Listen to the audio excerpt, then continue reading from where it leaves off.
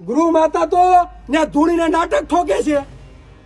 જે શૈક્ષણિક સંસ્થાઓ છે, સાયન્સની વિદ્યાર્થીની છે, તો ખરેખર આ હોસ્ટેલમાંથી, આ સ્કૂલોમાંથી ડોક્ટર બનાવવાના હોય, ધૂણે એવા ભૂવા નહીં. અને આ વિડીયો છે જે કોલેજોમાં 35,000 સ્ટુડન્ટો અભ્યાસ કરે છે, એનો મતલબ એવો કે આ દીકરીનું સુસાઇડ જે બતાવવામાં આવ્યું છે શંકાના દાયરામાં છે. સંસ્થાનું નામ ખરાબ ના થાય તેના માટે કદાચ સંસ્થાના કોઈ અધિકારીઓએ કે કર્મચારીઓએ આ વાત દબાવવા માટેનો પ્રયાસો કર્યા છે અને કર્યા છે. એમાં પણ આ પોલીસ પ્રશાસનની મિલીભગત છે.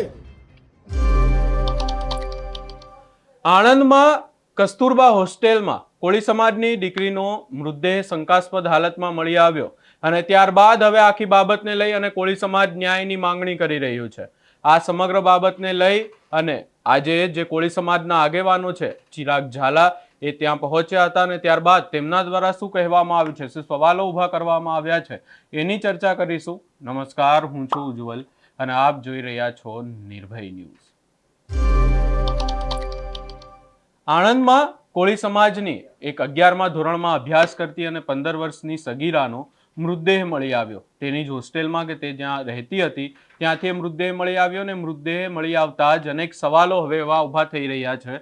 કારણ કે કોળી સમાજ દ્વારા એવું કહેવામાં આવી રહ્યું છે કે આ હત્યા કરવામાં આવી છે એ જે સગીરા છે એને આત્મહત્યા નથી કરી. અને બીજી તરફ જે આખી બાબતને લઈ અને પોલીસ દ્વારા તપાસ કરવામાં આવી રહી છે અને પોલીસ દ્વારા એવું કહેવામાં આવી રહ્યું છે કે આ સગીરા દ્વારા પોતાનું જીવન ટૂંકાવવામાં આવ્યું છે. હવે આ સમગ્ર બાબતને લઈ અને ચિરાગ ઝાલા દ્વારા શું સવાલો ઊભા કરવામાં આવ્યા એ પણ સાંભળી લઈએ. જય સંવિધાન. હાલ જે ઘટના બની છે, કોળી સમાજની દીકરી ધરતીબેન ગોહેલ, જે ખરેખર પોલીસ પ્રશાસનની જે બે દરકારી છે તે હજી આજે 5 કે 6 દિવસ થઈ ગયા, હજી પણ આ દીકરીને ન્યાય મળ્યો નથી. આણંદ જિલ્લાની ડીએન કેમ્પસની ગર્લ્સ હોસ્ટેલમાં આ દીકરી રહેતી હતી અને તમે જોવા જઈએ તો આ દીકરીને આત્મહત્યા કરી છે તેવું બતાવવામાં આવ્યું છે. તમે વિડીયો તમે જોવો તો જે રીતે વિડીયો ફૂટેજ તમે દેખાય છે તો તેમાં ક્યાંય પણ એવું લાગતું નથી કે આ દીકરી આત્મહત્યા કરી હોય. દીકરીની જેટલી ઊંચાઈ છે એટલી જ ઊંચાઈએ દીકરીનું ગળું બાંધેલી હાલતમાં મળે છે, એ પણ ઓ આકારે. બીજું એ કે પોલીસ પ્રશાસનની કેવી બેદરકારી કહેવાય. આ રાજ્યના 8 ચોપડી 5 ગૃહમંત્રી સુધી આ સમાચાર પહોંચે તે ખૂબ જ જરૂરી છે. દીકરી જેની મરણ પામી છે તેના મા બાપને ફરિયાદી બનાવવા નહીં અને તમે એવી ગૃહ માતાને તમે ફરિયાદી બનાવો છો કે એ ગૃહ માતા કન્યા શાળામાં, કન્યા હોસ્ટેલમાં ધૂણી અને નાટક કરે છે કે હું વર્ષમાં એકનો જીવ લઈશ. આના પણ વિડીયો ફૂટેજ છે.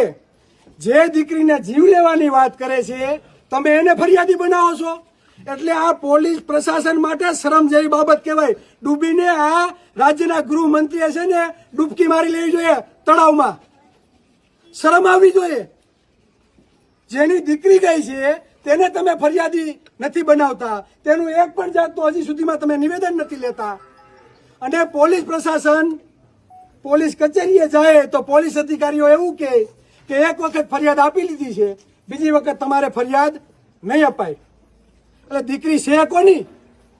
ગૃહ માતાની હતી. ગૃહ માતા તો ત્યાં ધૂણીને નાટક ઠોકે છે. જે શૈક્ષણિક સંસ્થાઓ છે, સાયન્સની વિદ્યાર્થીની છે, તો ખરેખર આ હોસ્ટેલમાંથી, આ સ્કૂલોમાંથી ડોક્ટર બનાવવાના હોય, ધૂણે એવા ભૂવા નહીં. અને આ વિડીયો છે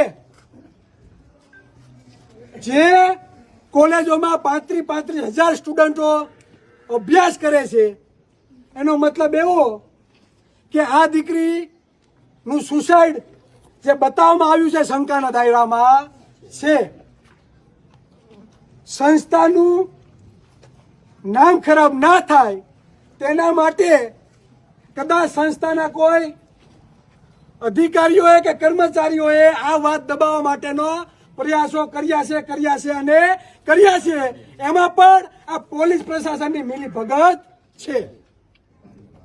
એવડો બહોળો કોળી સમાજ છે, 2.5 કરોડની વસ્તી આ ગુજરાતમાં છે, સૌથી વધારે મત આપીએ છીએ, સૌથી વધારે ટેક્સ ચૂકવીએ છીએ, છતાં પણ સમાજની એક દીકરી માટે ન્યાય માટે અત્યારે ભીખ અને વલખા મારવા પડે છે.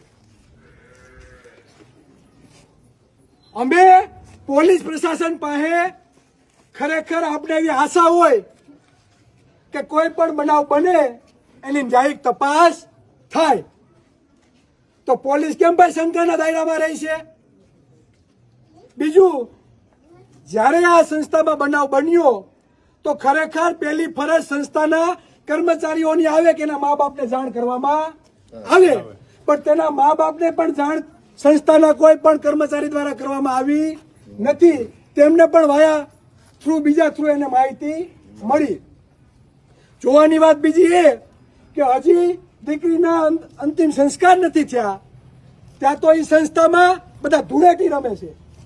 શરમ આવી જોઈએ, શરમ, ડૂબીને મરી જવું જોઈએ. જેટલા પણ આ ધૂળેટી રમતા હતા ને એને કહું છું, આવી સંસ્થામાં આ ધૂણીને ખેલ કરવાના છે. અને જે ગૃહ માતા એવું કહે છે કે વર્ષમાં એક અમે જીવ લેવાની જ છું, તો ખરેખર જીવ આ દીકરીનો અમને તો એવું લાગે એને જ લીધો હશે. અને જે આરોપી શંકાના દાયરામાં છે એને તમે પાછા ફરિયાદી બનાવો છો. આવા ધતિંગ આયરા છે તમે. અને હાલમાં આજની તારીખમાં તે પોલીસ સ્ટેશનના પીઆઈને 2 રિંગ કરી, આણંદના એસપી સાહેબને 2 રિંગ કરી, તો ફોન ઉપાડવા તૈયાર નથી. સીસીટીવી ફૂટેજ માટે ગયા કે અમને બતાવો, તો આજે 5 દિવસ થઈ ગયા, આજે સાંજે બતાવશે તો તરત બતાવવામાં ભાઈ તમને ઝાટકા લાગે છે?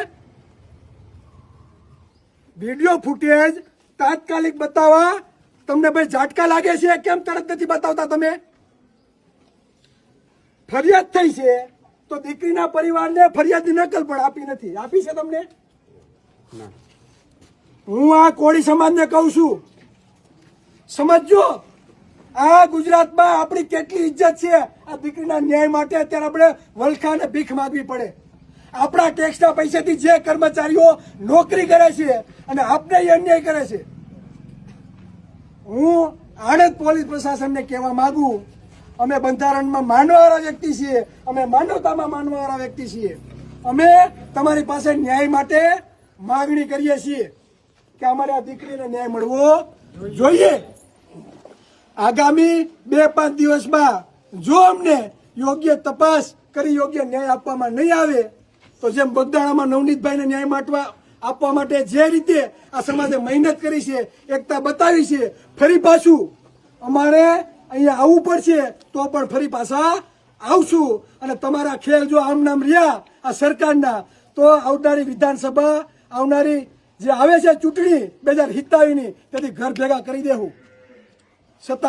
સત્તાના જોરે જે અમને અન્યાય થાય છે તે આજે પણ સહન નહીં કરીએ, અને કાલે પણ એક મતની ભીખ માંગતા ન કરી દે તો અમે પણ કોળી નહીં. અસ્તુ. જય સંવિધાન. હવે ફરી એકવાર કોળી સમાજ આખી બાબતને લઈ અને ન્યાયની માંગ કરી રહ્યો છે. કોળી સમાજના આગેવાનો પોલીસ સ્ટેશન પણ પહોંચ્યા હતા. ખાસ કરીને જો વાત કરવામાં આવે, આ સગીરા છે, એમના પિતા દ્વારા પણ નિવેદન આપવામાં આવ્યું હતું ને કહેવામાં આવ્યું હતું કે આખી બાબતને લઈ અને એમની દીકરી ક્યારેય જીવન ટૂંકાવા જેવો પગલું ના ભરી શકે. વધુમાં જો આખી બાબતને લઈ અને ચર્ચા કરીએ તો આ ચર્ચાઓ એટલા માટે થઈ રહી છે કારણ કે પોલીસ દ્વારા હજી સુધી કોઈ પણ પ્રકારે જવાબ નથી આપવામાં આવતો. તપાસ ચાલુ છે એવી વાતો કરવામાં આવી રહી છે. અને હવે આ સમગ્ર બાબતને લઈ અને આ જે નિવેદન સામે આવ્યું છે એને લઈ તમારો શું અભિપ્રાય છે અમને કમેન્ટ કરી જરૂર જણાવશો. ને અમારી ચેનલ નિર્ભય ન્યૂઝને લાઇક, શેર, સબસ્ક્રાઇબ કરવાનું ભૂલશો નહીં.